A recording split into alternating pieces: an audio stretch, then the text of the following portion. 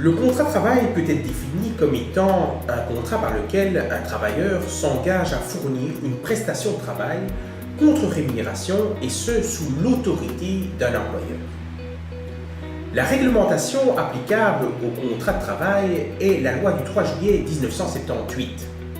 L'objectif du législateur, en adoptant cette loi, était de coordonner et d'harmoniser les législations relatives au contrat de travail.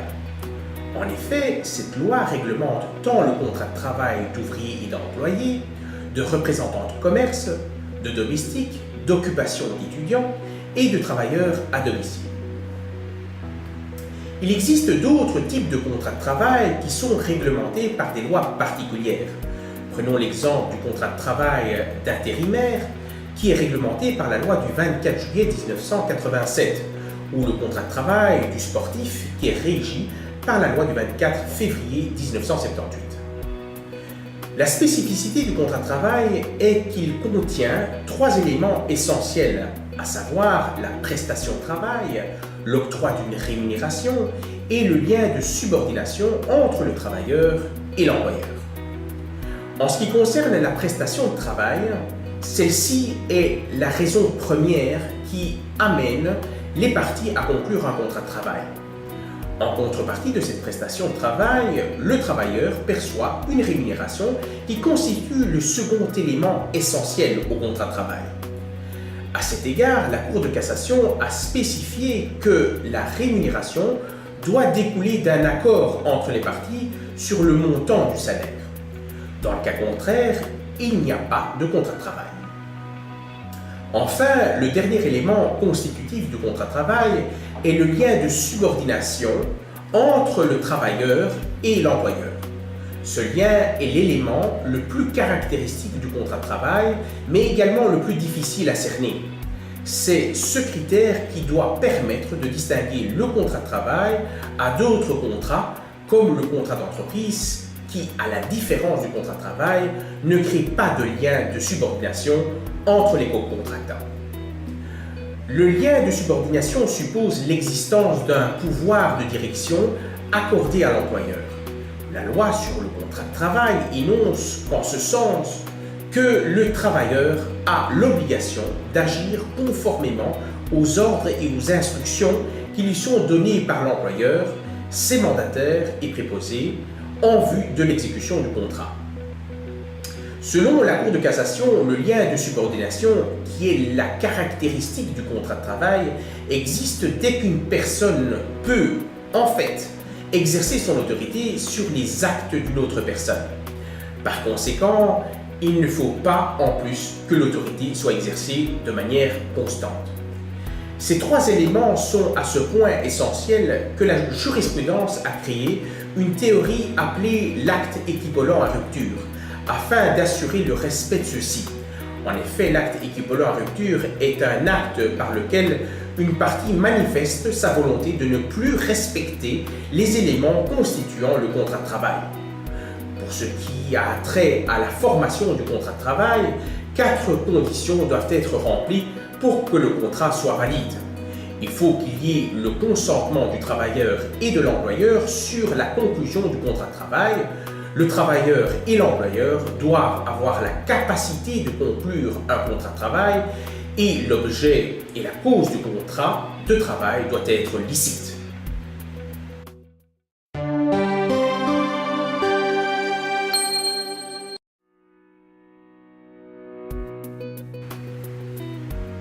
Le contrat de travail peut être conclu pour une durée déterminée, indéterminée, pour un remplacement ou pour un travail nettement défini.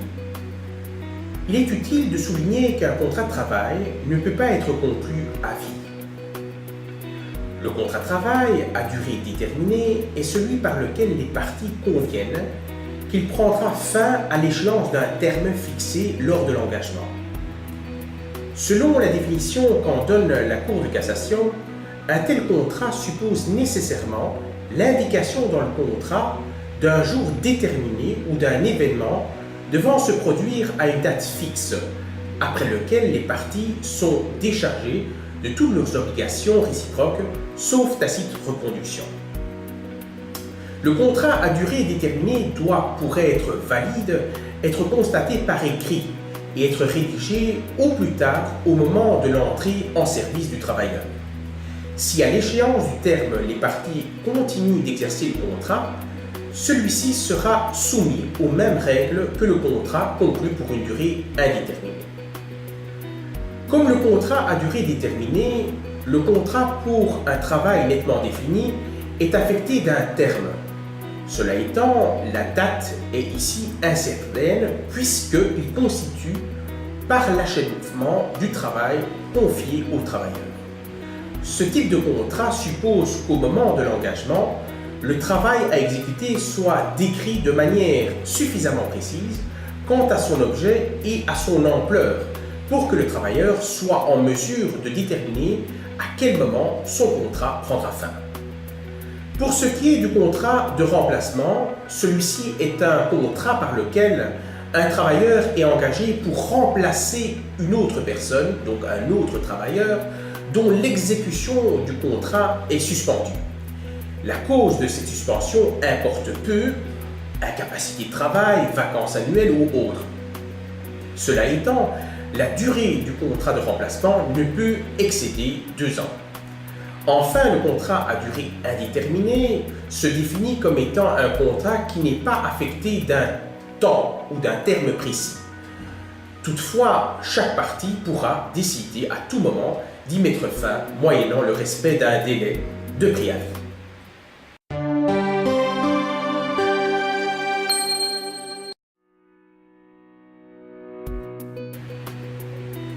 La conclusion d'un contrat de travail entre un travailleur et un employeur entraîne, tant pour l'employeur que pour le travailleur, un certain nombre d'obligations. En effet, dans l'exécution de son contrat de travail, le travailleur est tenu de se conformer à des obligations légales. Celles-ci sont notamment le suivi des instructions de l'employeur, l'absence d'activité concurrentielle à l'égard de l'employeur. Le travailleur ne peut divulguer les secrets de fabrication ou tout élément jugé confidentiel. Il doit s'abstenir de tout ce qui pourrait nuire soit à sa propre sécurité, soit à celle de ses compagnons, de l'employeur ou des tiers. Le travailleur doit également restituer en bon état à l'employeur les instruments de travail ainsi que les matières premières restées sans emploi qui lui ont été confiées. Par ailleurs, le travail en tant que tel résultant du contrat étant un contrat in situ personae, le travailleur doit exercer personnellement le travail qui lui a été confié. En ce qui concerne les obligations de l'employeur, la conclusion d'un contrat de travail entraîne un certain nombre d'obligations dans son chef de nature conventionnelle, réglementaire ou légale. La loi sur le contrat de travail dispose notamment que l'employeur a l'obligation de faire travailler le travailleur dans les conditions, au temps et au lieu convenus. L'employeur doit également veiller, en bon père de famille, à ce que le travail s'accomplisse dans des conditions convenables au point de vue de la sécurité et de la santé du travailleur. Enfin, l'obligation de payer la rémunération aux conditions, au temps et au lieu convenus doit être respectée par l'employeur.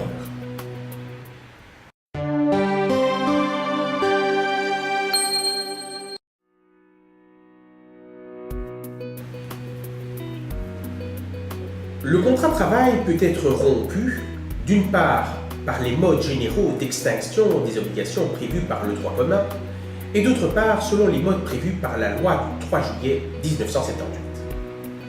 Il est utile de souligner qu'une nouvelle loi est entrée en vigueur, la loi du 26 décembre 2013. Cette loi modifie les anciennes réglementations en la dite matière en instituant un statut unique pour les employés et les ouvriers. En outre, cette loi a également modifié certaines dispositions relatives au délai de préavis, aux jours de carence, à la clause d'essai, ainsi que le remplacement du licenciement abusif par le licenciement manifestement déraisonnable. Les modes de cessation du contrat de travail relevant du droit commun sont d'une part la résiliation du contrat de commun accord, la résolution judiciaire, la force majeure, la condition résolutoire, l'échéance du terme ou le décès du travailleur. Les modes de cessation du contrat de travail prévus par la loi sur le contrat de travail sont les suivants.